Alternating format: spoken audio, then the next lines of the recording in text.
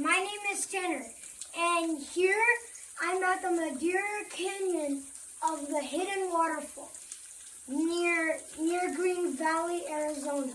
But there's still some water like dripping down here, but it would still be coming down. But since it's dry out here in Arizona, it would